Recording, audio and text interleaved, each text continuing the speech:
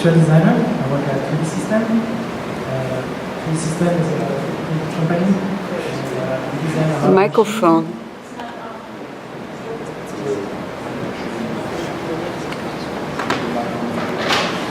Yeah. Thank you. So yes, my name is Julien and I work at 3Dsystems. I'm an industrial designer there. I'm actually the lead designer of 3Dsystems. We lead the market of 3D printing and we are focusing on the B2B market. And so the reason I'm here today is for that art, which is very different from B2B, but I'm very lucky that my company, not only they promote me as a designer to work on creation for B2B business, but they also support me in my creation. So I'm going to present some of my creation today. First, we're going to look at the video of the latest machine I developed as a B2B. And this has a lot of application in art, and it's very exciting. We are about to we started this project 6 months ago. This is the technical part of my presentation. Okay?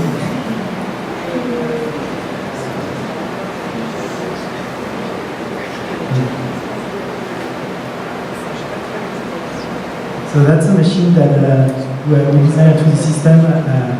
It's an SLA machine, so it's a stereolithography machine. It builds in 3D objects, and it's the fastest in the world. You can print an object in a minute or two. And so here you see it's a combination of a 3D printer and an automatic robot, and everything is automatic. And for this, not only I designed the machine, but I designed the application around the machine to promote the machine. So with that, as you see, the world I'm living with is very different from the little filament machine that you can see and you're probably familiar with. This is the real world of 3D printing. So this is the way we print. This is a glass that I designed, that is a piece of art too. And it's the same way we present a machine, we present art and technology around it.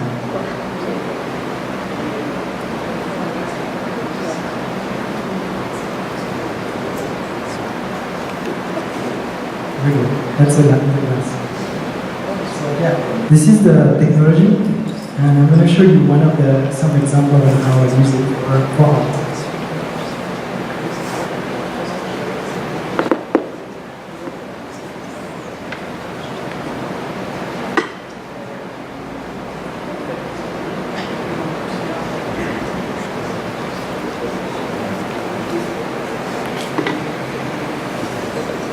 Okay, so this is the 3D fabric that I designed with the company, the technology called SLS, Selective Centering. I'm going to pass it around.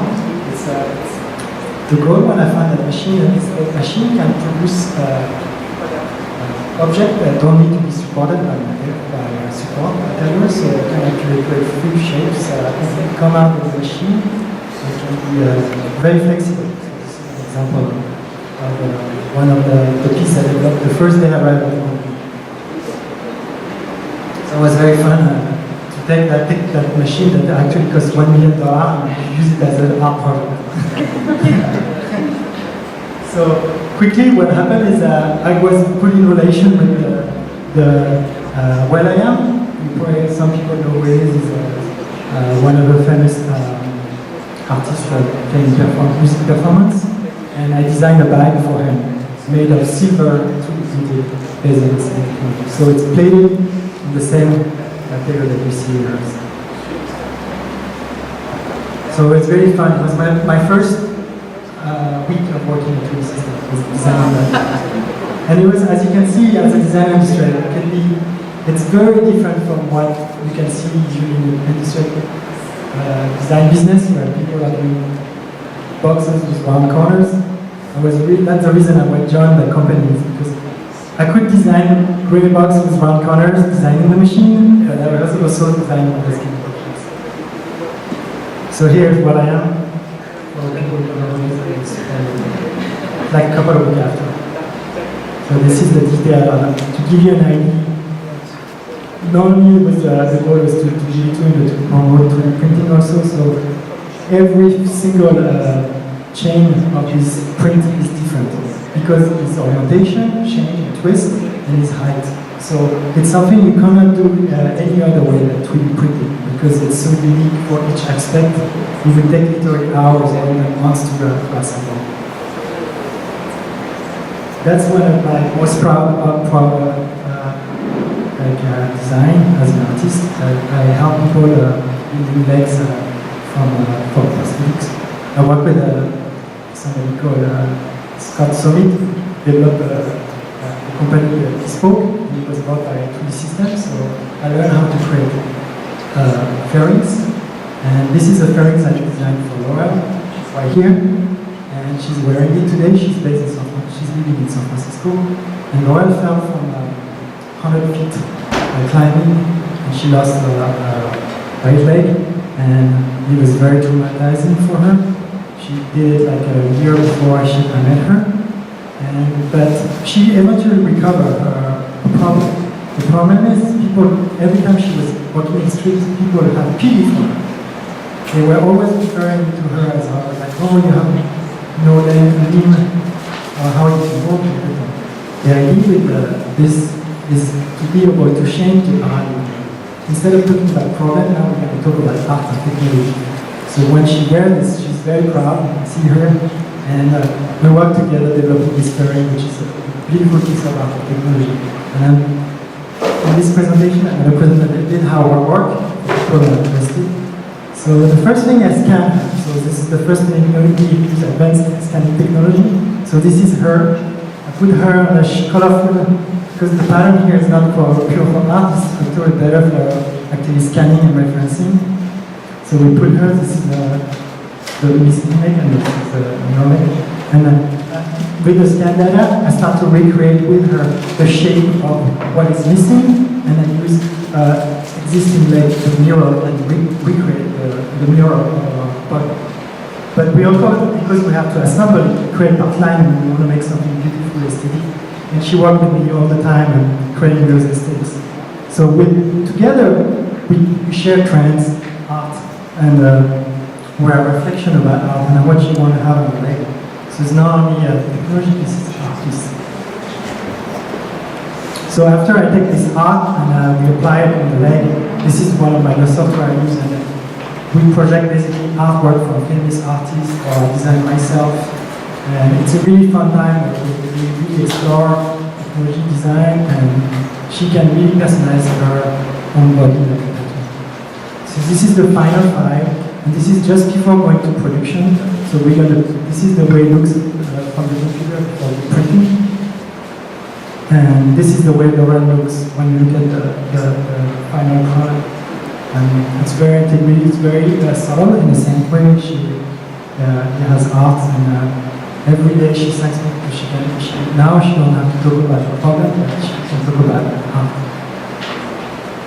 This is another really nice experience I have. Being very pleased with this experience, 3Dsystems work on another experience, helping kids with the scoring problem. Most of the kids in the world, there's 2 million cases in the US every year, and try to fix. And this is a true problem that 80% of the kids don't wear the braces, and they look like this. And the reason is they don't want to be bullied, and I understand that this is pretty bad. So what we took is we took this challenge and said we want to make something very pleasant, art, and kids want to wear. It is very subtle. Nobody can see when they're wearing it, but when they get exposed, they're like a monster, but they really are proud, and they are part also of the process of creating those braces. So this is one of them, this is one of the girls. This is the way we work on the same, scanning our body and defining art and creating this really nice piece together.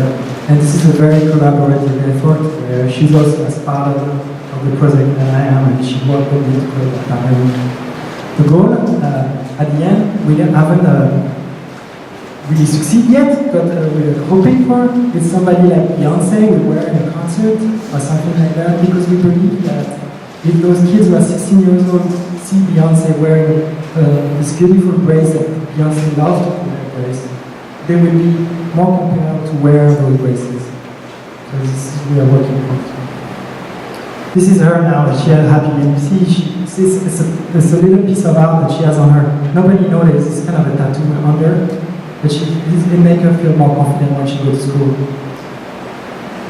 That's only a side project, but I want to show you colors. So we have also 3D printed colors. This is a ceramic, and I designed this piece for my daughter as a tea set. But I was thinking, I was like, I only have gray colors in my presentation, so it's time to show you some colors. We can do stuff like this too. So this is my art for my daughter. Here we go. That's another piece I have here. This is the scissors I designed for the Smithsonian Museum. So 2 years ago they opened a new museum in New York. They asked 3Dsystems to design some art to go in the museum. And so I designed the scissors to make the opening ceremony. So this scissors is very special. First is of course 3D printed, which makes it a bit more neat than normal opening scissors. But it was made with a computer. It was barely designed by, I only designed actually the overall shape. What I asked the computer is to calculate what is the minimum surface that is required to use the scissors for the opening. And it just basically calculated that if all these openings are there, we can perform a really good cut for the opening, but we are minimizing the amount of material used. This is very important to printing because we can save money and time. This is not only a beautiful design piece, it's made by computer, and also it's kind of green.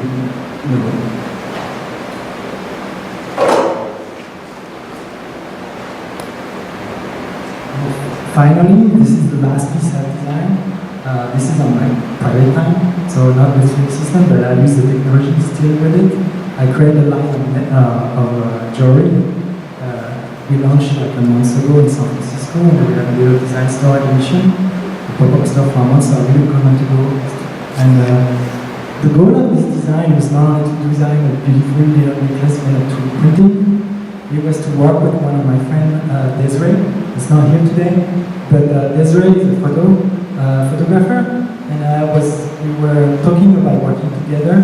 She's very, very creative, like me. But sometimes she doesn't have in San Francisco, the creative surrounding. Most of the job that she has is to photograph photo for startup face, and she want to be very creative and express creativity. So we created a dialogue on the website where I created a 2D print with the freedom of my machines, and she answered the 3D print with a photo. And we work as a dialogue. We meet. They're actually not 3D printed. They're made with commercial manufacturing. They're made by Nike, so it's just a very, it's a custom, low production item by Magnuson. And I think they're going to reintroduce that line because it was a bit too avant-garde when people put it on the market. And I think you can see it coming back in the store sooner. And I'm not sure, I didn't talk to Magnuson, I don't know personally, but he's working in the area now for Apple actually. But I think his shoes were designed with 3D printer at the prototyping stage. And that's why he created those shapes, and after he asked conventional manufacturing people to take those shapes and bring in live items. So this is actually pushing.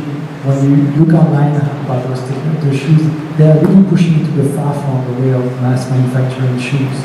They use very unconventional way mass manufacturing. So thanks a lot, everyone. We can all go and enjoy that wine and cheese. Thank you very much.